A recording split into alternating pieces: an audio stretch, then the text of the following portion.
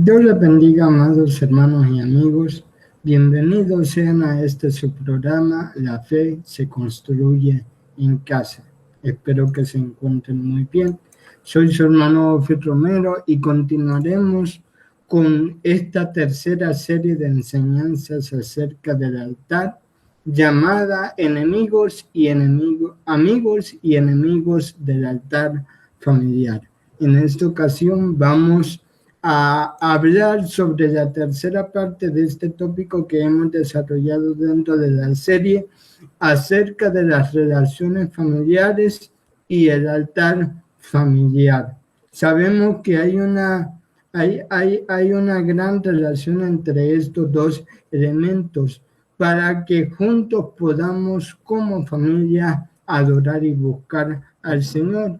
Y vamos a dar una breve introducción de lo que hemos estado hablando, detallando acerca de este tópico. Nosotros hemos dicho que hay una lucha entre el espíritu y la carne con respecto al área de las relaciones familiares y que debido a que el plan del enemigo es que no haya un tiempo de buscar al Señor en familia, de estar unidos para poder alabarle, bendecirle y recibir instrucción de su palabra. Entonces, Él quiere debilitar y romper, quebrantar las relaciones familiares, sea entre hermanos, entre padres e hijos, entre esposos.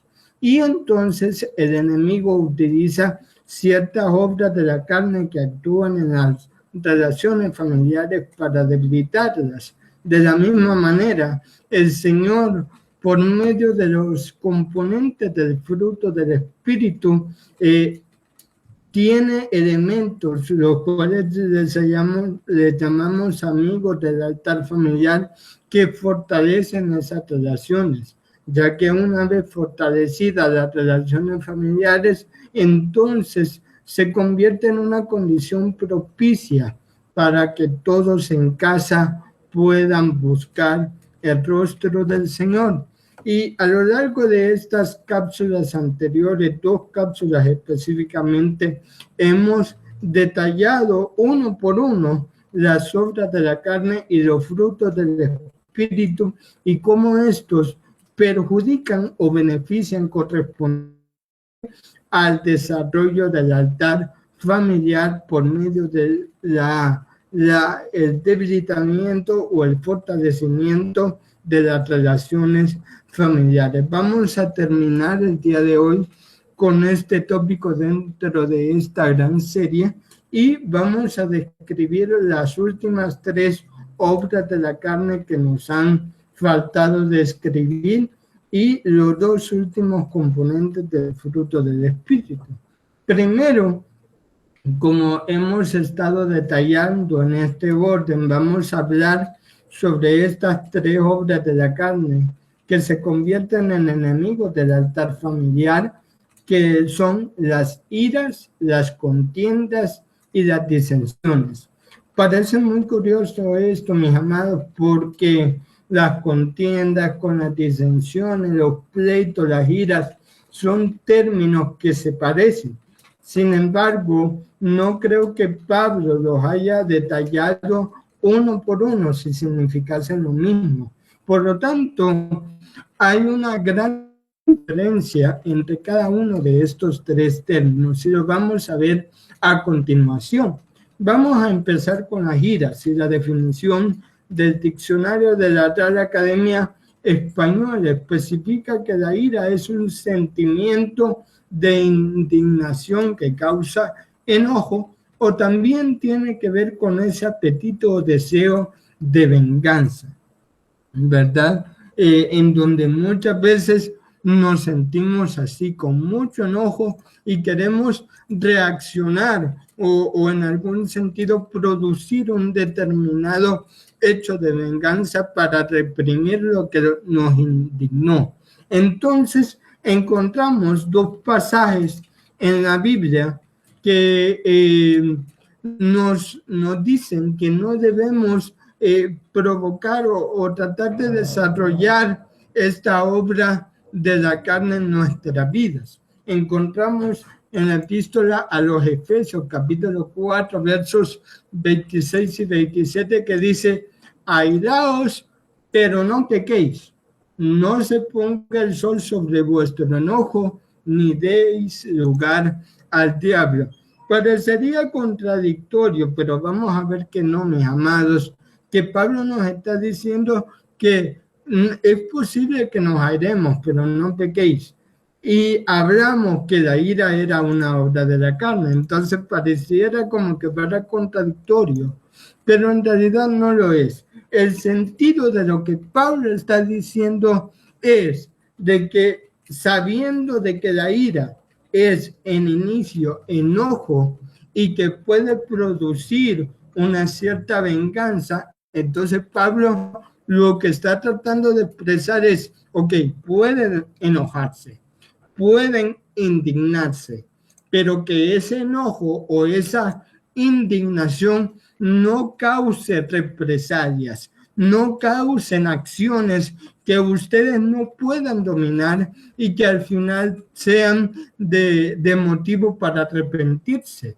Eso es lo que nos está diciendo Pablo. Por eso dice: airaos, pero no pequéis, porque muchas veces las iras nos llevan a hacer cosas que no deberíamos hacer o que a la larga nos arrepentimos de esa acción. Y la otra cuestión que Pablo nos dice es que el sol no se ponga sobre nuestro enojo, es decir, que no tenemos que estar mucho tiempo enojados. No es algo bueno para el corazón, no es algo bueno para las relaciones. Recordemos que la palabra nos dice que en todo lo que está de nuestra parte estemos en paz con nuestros hermanos. Entonces no puede haber paz si hay enojo, no puede haber paz si hay ira. Entonces, en este sentido, la palabra nos exhorta a que no estemos mucho tiempo enojados, sino que sea un enojo momentáneo que nos lleve rápidamente a un reencuentro, a una unión. Eso es lo que está diciendo Pablo. Y en la epístola de Santiago, capítulo 1, versos 19 y 20, se nos dice: por esto, mis amados hermanos, todo hombre sea pronto para oír, tardo para hablar y tardo para airarse, porque la ira del hombre no obra la justicia de Dios. Qué difícil, mis amados, es esto: estar enojados, estar indignados y no hablar. Se nos convierte en algo muy difícil, mis amados. Y creo que usted va a compartir esto conmigo. Sin embargo, el esfuerzo, la lucha de la obra del espíritu contra las obras de la carne, aquí es donde tenemos que ponerlo a prueba. Y tenemos poco a poco que perfeccionar esto. Nos dice que seamos prontos para oír, tardos para hablar y para airarse. Es decir, tardos para indignarse, de tal manera que hagamos cosas que al final nos arrepintamos. ¿Por qué? Porque la ira del hombre no obra la justicia de Dios. Es decir, la ira que usted y yo en nuestra naturaleza tenemos muchas veces no va con la obra de Dios, no va con el propósito de Dios. Por lo tanto, mis amados, tenemos que evitar airarnos. ¿Por qué? Porque en un momento de ira, una relación familiar nuestra puede ser quebrantada y esta misma puede llegar a una enemistad, a una disensión, algo que vamos a ver más adelante, y esto crea desunión. Así que si hay desunión, es muy poco probable que se abra el espacio para buscar en unidad al Señor, que es el tiempo de altar familiar. Por eso es que la ira se convierte en un enemigo del altar familiar. Es una herramienta que el diablo quiere utilizar en nuestras relaciones familiares para que no tengamos unidad y así no busquemos el rostro del Señor. Vamos a hablar ahora, mis amados, sobre las contiendas. Y en este pasaje de Gálatas, específicamente capítulo 5, que se lista las obras de la carne, cuando aparece la parte de contiendas, se usa el vocablo griego eriteia, que significa contención o contencioso. Es decir, y aquí tenemos que remitirnos a la definición de una persona contenciosa, que es una persona que busca pleito, que busca que solo es lo que él dice y que no es flexible a los demás, que siempre trata de contradecir lo que las otras personas hacen, dicen, o de evaluar lo que otras personas hacen, menospreciar. Esa es una persona contenciosa. Entonces, la palabra refiere que esa condición del corazón de una persona es malo, es parte de una obra de la carne y se convierte en enemigo del altar familiar, enemigo del tiempo de búsqueda del Señor. Y me parece muy interesante lo que dice Proverbios capítulo 18, verso 6. Dice, los labios del necio traen contienda y su boca los azotes llama. Entonces, aquí puedo ver en este proverbio que la causa de la contienda es la necedad. ¿Y cuántas veces nosotros, mis amados, podemos ser necios en una postura, necios en obediencia a nuestros padres, necios en apoyo con nuestros hermanos y así sucesivamente? Por lo tanto, a toda costa tenemos que evitar la necedad en nuestra vida. Tenemos que ser también personas flexibles que puedan tener la capacidad de respetar, de aceptar la opinión de los demás, aunque pueda ser contraria a la que nosotros tenemos. Segundo de Timoteo en el capítulo 2, verso 24 dice, porque el siervo del Señor no debe ser contencioso. Escuche bien, esto da un perfil de lo que nosotros como hijos de Dios y por lo tanto siervos suyos debemos ser. El siervo del Señor no debe ser contencioso, sino amable para con todos, apto para enseñar, sufrido, y ahí enlista unas cuantas cosas más que seguiremos compartiendo con las obras de la carne y los componentes del fruto del Espíritu que restan por describir. Y mire lo que dijo David en el Salmo 140, versos del 1 al 3. Líbrame, oh Jehová, del hombre malo. Guárdame de los hombres violentos, los cuales maquinan males en el corazón. Mire, habla de hombres violentos, que se refiere a la ira. Y habla también de hombres que maquinan males en el corazón, es de una persona contenciosa. Por lo tanto, para los dos tipos, en este caso, para las dos obras de la carne, David le está orando al Señor para que lo guarde de ese tipo de personas. Dice, cada día urden contiendas, aguzaron su lengua como la serpiente. Mire cómo lo describe. Veneno de áspid hay debajo de sus labios. Por lo tanto, mis amados, no solamente tenemos que evitar ser o tener estas obras de la carne, sino que también tenemos que evitar personas que tengan estas obras de la carne o que quieran practicar estas obras de la carne.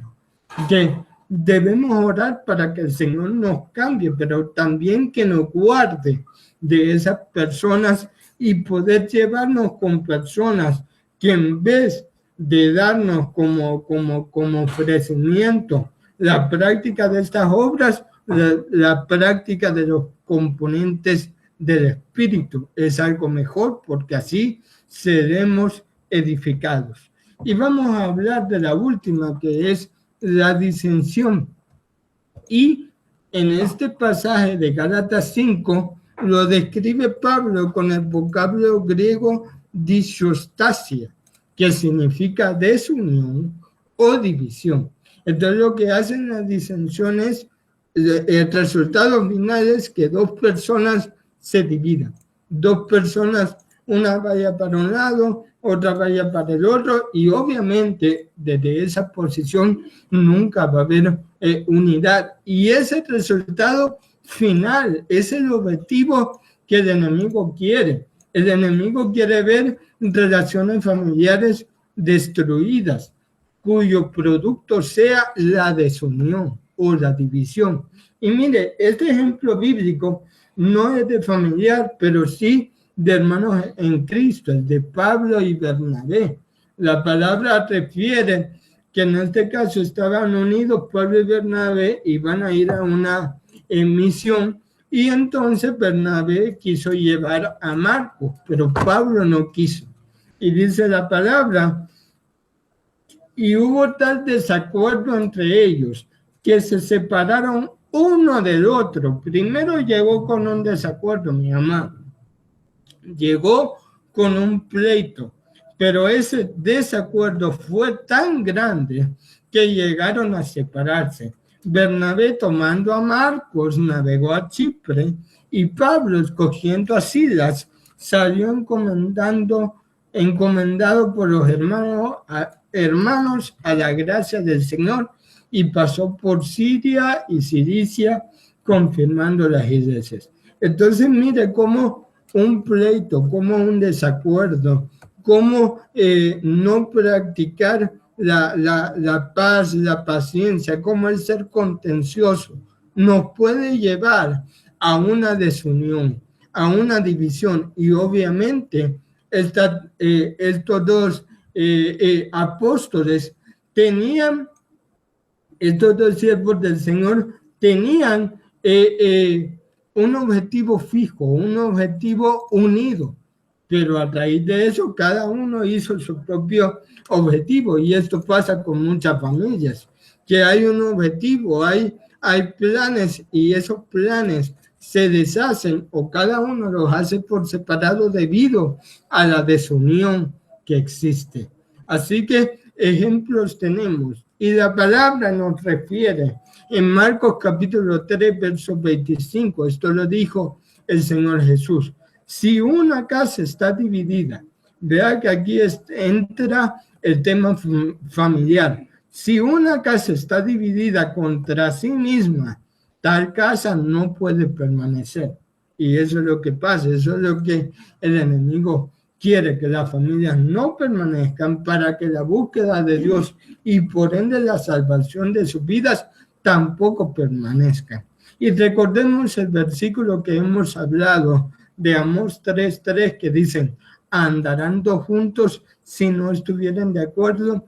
Por eso, mis amados, es que debemos de tratar de consensuar para estar en un acuerdo. A veces es muy difícil hacerlo, pero tenemos que tratar de poner ambos de nuestra parte en ese sentido, las dos partes de la contienda o de la discusión, para estar siempre en unión, y que de esta manera las disensiones no puedan tocar nuestro hogar. Ahora vamos a hablar, mis amados, de los últimos dos componentes del fruto del Espíritu que se convierten en amigos del altar familiar. El primero de los dos es la mansedumbre. Y mire que según el diccionario Oxford, dice que la mansedumbre es la docilidad y suavidad que se muestra en el carácter o se manifiesta en el trato. Imagínense cómo puede existir una pelea en donde uno de los dos bandos, si lo podemos llamar así, es dócil, es suave, trata con cariño. No puede haber, porque al haber un problema se trata de dos partes, de dos bandos, de dos personas, de dos grupos. Y en esto tenemos que aprender al Señor Jesús, en nuestro referente principal. La palabra dice, llevad mi yugo, esto lo dijo el Señor, sobre vosotros, y aprended de mí, que soy manso y humilde de corazón, y hallaréis descanso para vuestras almas. Y mira que en este pasaje, mis amados, no solamente tenemos el ejemplo de ser manso en el Señor Jesús, sino también dice que a causa de esa mansedumbre y de esa humildad de corazón, hallaremos descanso para nuestra alma. Nuestra alma, cuando no tiene humildad, cuando no tiene esa suavidad, no tiene descanso. Cuando tiene problemas, tiene pleito, tiene rencilla, no tiene descanso. Pero cuando tenemos esa capacidad de tratar con suavidad a los demás, entonces hallamos descanso, porque somos los provocadores de la reacción suave de las otras personas hacia nosotros. Y en esto quiero completar lo que habíamos leído en 2 de Timoteo 2:24, pasar al versículo 25, que hablaba de algunas características de nosotros como siervos del Señor. Dice, no debe ser contencioso, como habíamos hablado, sino amable para con todos, apto para enseñar, sufrido. Mire lo que dice ahí, que con mansedumbre, es decir, con suavidad, con docilidad, con ternura, corrijan a los que se oponen, por si quizá Dios les conceda que se arrepientan para conocer la verdad.